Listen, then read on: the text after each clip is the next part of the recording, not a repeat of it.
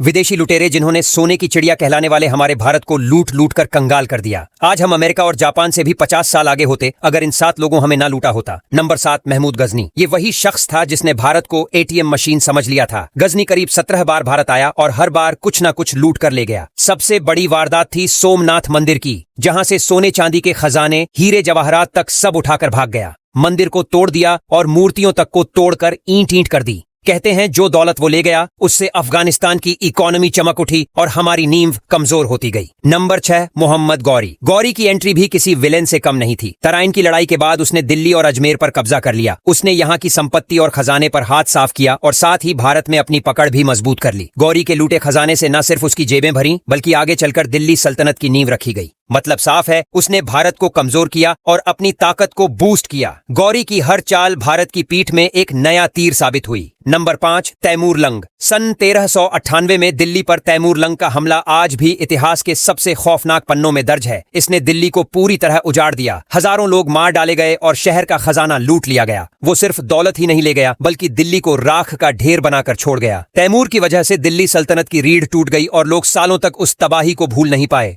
सोचो, एक हमले में शहर की रौनक मिट्टी में मिल गई और वो अपनी जेबें भरकर चला गया। नंबर 4, नादिर शाह। अगर किसी ने दिल्ली को खून और आंसुओं से भरा तो वो था नादिर शाह। सन 1739 में करनाल की लड़ाई जीतने के बाद उसने दिल्ली में कत्लेआम मचा दिया। लोग अपने घरों से निकलने तक से डरते थे। उसने मुगल खजाने से पीकॉक थ्रोन और कोहिनूर जैसे अनमोल रत्न तक छीन लिए। एक झटके में भारत की दौलत का बड़ा हिस्सा फारस पहुंच गया। नादिर शाह का हमला भारत के लिए किसी बुरे सपने जैसा था, जिसने हमारे खजाने को तो खाली किया ही, इज्जत को भी चोट पहुंचाई। नंबर 3, अहमद शाह अब्दाली। अब्दाली को बार बार आने का ऐसा चस्का लगा कि उसने 9 बार भारत पर धावा बोला। हर बार वो खजाने और संपत्ति को लूटता और अफगानिस्तान ले जाता। दिल्ली, आगरा, मथुरा, वृंदावन जैसे शहरों को उसने खुला निशाना बनाया। सन 1761 की तीसरी पानीपत की लड़ाई के बाद तो उत्तर भारत की रीढ़ ही टूट गई। अब्दाली का नाम सुनते ही लोगों के चेहरे पर दहशत उतर आती थी। उसने भारत की इकोनॉमी को खोखला कर दिया और अपने देश को मालामाल। नंबर 2, बाबर। पानीपत की लड़ाई जीतकर बाबर ने दिल्ली और आगरा पर कब्जा कर लिया था, जिससे लोधियों का खजाना सीधा उसके हाथ लगा। कहते हैं खजाने का बंटवारा ऐसे हुआ जैसे कोई दिवाली पर मिठाई बांट रहा हो। बाबर की लूट से उसकी फौज तो खुश हुई, लेकिन भारत की हालत बिगड़ती चली गई। उसकी जीत ने मुगल साम्राज्य की नींव रखी और हमारे खजाने पर कब्जा जम गया। बाबर ने साबित कर दिया कि भारत की जमीन सिर्फ शासन करने के लिए नहीं बल्कि लूटने के लिए भी आसान टारगेट है। नंबर 1, रॉबर्ट क्लाइव और ईस्ट इंडिया कंपनी। अब आते हैं सबसे बड़े कॉरपोरेट लुटेरे पर। 1757 की प्लासी की लड़ाई के बाद ईस्ट इंडिया कंपनी ने बंगाल को अपने कब्जे में ले लिया। कंपनी ने टैक्स और रेवेन्यू के नाम पर किसानों का खून चूस लिया। रॉबर्ट क्लाइव खुद इतना दौलतमंद हो गया कि उसकी गिनती इंग्लैंड के अमीरों